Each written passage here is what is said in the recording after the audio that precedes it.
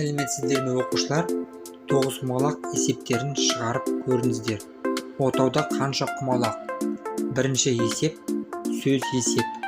Бірінші отауда 12 құмалақ, үшінші отауда 9 құмалақ, алтыншы отауда 7 құмалақ, жетінші отауда 15 құмалақ. Отауда барлығы қанша құмалақ? Бірінші есептің жауабы. Бұл есепті шығару үшін отаудағы барлық құмалақ сандарын қосамыз. 12 қосу 9, қосу 7, қосу 15 тең 43.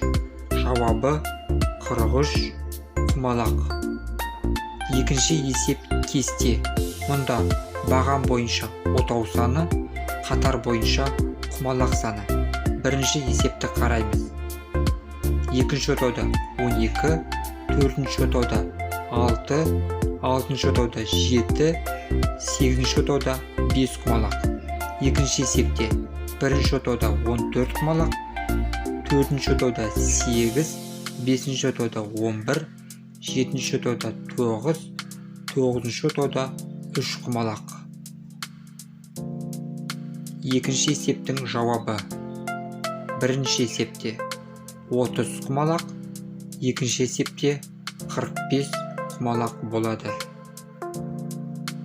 Үшінші есеп сандар. Бірінші есепке қараймыз.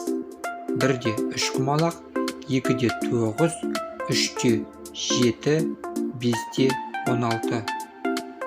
Екінші есеп 2-де 7 құмалақ, 3-де 17 құмалақ, 4-де 5 құмалақ, 7-де 11 құмалақ. Барлық құмалақ сандарын қосамыз. Дұрыс жауаппен тексереміз. Бірінші есептің жауабы 35 құмалақ, екінші есептің жауабы 40 құмалақ. Назарларыңызға рахмет, сау болыңыздар.